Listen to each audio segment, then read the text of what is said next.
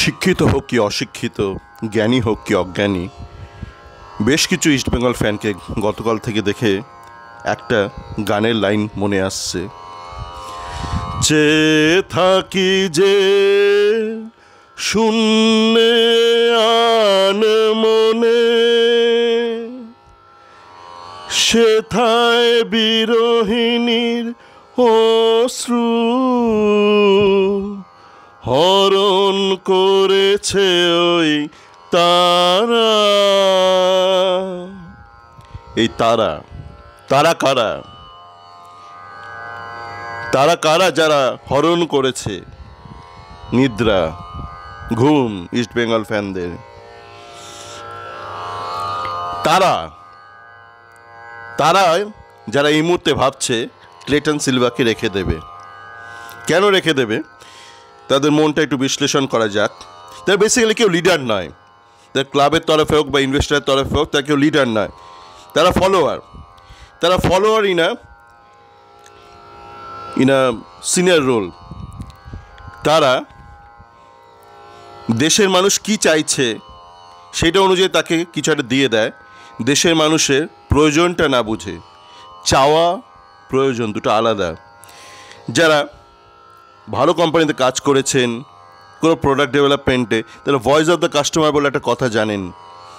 Public কি চাইছে আর পাবলিকের কি প্রয়োজন, দুটো কিন্তু অনেক সময় এক হয় না। একটা শিশু যে কথা বলতে পারে না, সে অনেক সময় এটা ওটা চায়।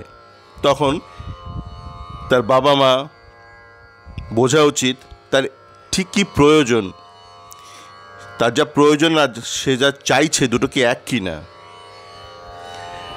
অনেক সময় অবলা শিশু বা কোনো পোষ্য তারা অনেক কিছু চায়, কিন্তু তাদের প্রয়োজনটা ভিন্ন। আপনার যদি ফ্যান বেস অশিক্ষিত হয়, majority section of the fan base, যেটা অস্বাভাবিক কিছু না, কেন আপনি এমন একটা দেশে থাকেন যেটা তৃতীয় বিশ্ব। ভারত একটা তৃতীয় বিশ্ব, তাই তো? এই নিয়ে নিশ্চয়ই কারোর দ্বিমত নেই। সে তৃতীয় বিশ্বের একটা লার্জ মেজরিটি অফ পপুলেশন সে অশিক্ষিত হবে, মিডিয়কার হবে। এটা চিরন্তন, সমস্ত দেশের ক্ষেত্রে প্রযোজ্য।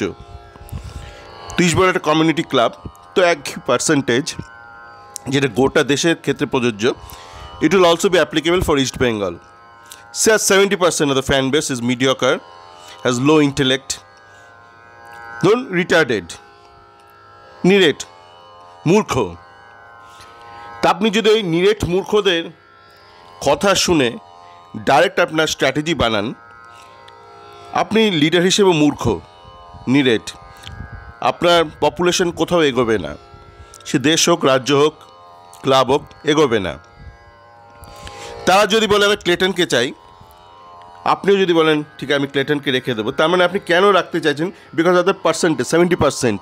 আপনি ভয় পাচ্ছেন যদি ক্লেটনকে না রাখি যদি আমাকে গালমন্দ করে, সেই ভয়, মানে আপনার ক্ষমতা হারানোর ভয়। কিন্তু আপনি কিন্তু এটা জানি না এটা আপনি আদৌ জানেন কি না, যে ক্লেটন কিন্তু কোনোই কিছু করতে পারবে না এই বয়সে। ও যে পারফরমেন্স গ্রাফ কিছুই করতে পারবে না। তো আপনি জানেন যে ক্লেটন ফেল করলে আপনি তখন আবার এই পাবলিককে দোষ দেবেন যে তোমরাই বলেছিলে বলে তো আমি রেখেছিলাম। তো সেই ক্ষেত্রে you are an escapist leader, you are not even a leader, a bullshit.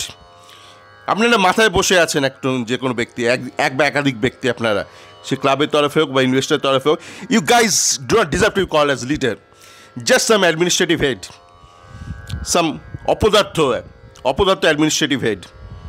আপনারা যারাই হন, এক বা একাধিক ব্যক্তি, এক ব্যক্তির দ্বারা এত কিছু সম্ভব নয়। একাধিক ব্যক্তি যদি এইসব নষ্টামি না করে, এইসব অপদার্থ সিদ্ধান্ত না নেয়, তো কোনো এক ব্যক্তির পক্ষে এসব করা সম্ভব নয়। তো অনেকেই বলছেন আবার এই বাজারে খবর চাউর করা হচ্ছে কিছু ফ্যান ক্লাবের মাধ্যমে, কিছু ইন্ডিভিজুয়াল ফ্যান যারা বিভিন্ন সংস্থার সাথে যুক্ত, সে এজেন্ট সংস্থা হোক বা ক্লাব বা ইনভেস্টারের বিভিন্ন কোম্পানির সাথে যুক্ত, তারা আবার চাউর করছে। ক্লাব কর্তারা রাখতে চাইছে না ক্লেটনকে, কিন্তু কোচের প্রশ্রয় রাখতে বাধ্য হচ্ছে। কে ভাই? কোচ কি ক্লাব কর্তাদের নিয়োগ করেছে, না ক্লাব কর্তারা কোচকে নিয়োগ করেছে? Who is superior, who is supervisor? Is coach the company is coach owning east Bengal company? মনে তো হয় না। কে কার নিয়োগকর্তা? আপনি যদি ওপরে মাথায় বসে থাকেন, আপনি যদি না চান, কোচ চাইছে, সেটা কী করে সম্ভব যে কোচ আপনার উপর চাপিয়ে দিচ্ছে বাজে বাজে সব যুক্তি? বেসিক্যালি এগুলো এসকেপিস্ট, এগুলো এসকেপিস্ট অ্যাডমিনিস্ট্রেটিভ হেড। লিডার কথাটা এদের জন্য ব্যবহার করা উচিত নয়। লিডার শব্দটার অপমান। আজকে 16 এপ্রিল 2024, বলে রাখছি, ক্লেটনকে নিলে ক্লেটন দাঁড়াবে, এবং তখন এইসব সোকল সুডো লিডার, সে ক্লাবের তরফে হোক বা ইনভেস্টার যাদের স্পন্সরের তরফে হোক, তারা তখন বলবে না আমরা তো পাবলিকের কথা শুনে, কোচের কথা শুনে রেখেছিলাম। আবারও বলছি, কোচ কিন্তু ক্লাব কর্তাদের বা ইনভেস্টারের যে এমডি তাদেরকে নিয়োগ করেনি, তারা কোচকে নিয়োগ করেছে। তারা চাইছে না, কোচ চাইছে। ব্যাপারটা হাস্যকর যে কোচের এরকম পরিস্থিতিতে যেখানে তারা চাইছে না, কোচ চাইছে, কোচের চিন্তাভাবনাকে প্রাধান্য দেওয়া হলো, প্রশ্রয় দেওয়া হলো এবং সেটা মান্যতা দেওয়া হলো। এদের মিলিয়ে নেবেন।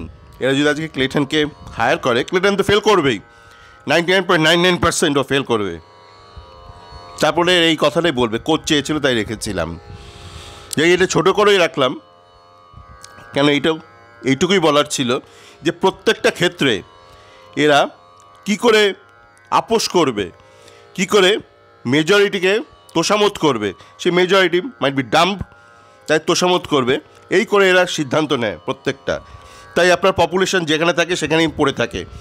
আর যারা মূর্খ, তারা কি চায়, তাদের চাওয়া অনুযায়ী যদি তুই প্রত্যেকটা সিদ্ধান্ত লিটারালি নিস, তাদের না বুঝে, তাদের প্রয়োজন না বুঝে, তাদের যে শিক্ষার প্রয়োজন সেইটা না বুঝে, তাহলে তো দেশ পড়ে থাকবেই, তো ক্লাব পড়ে থাকবেই তৃতীয় বিশ্বে।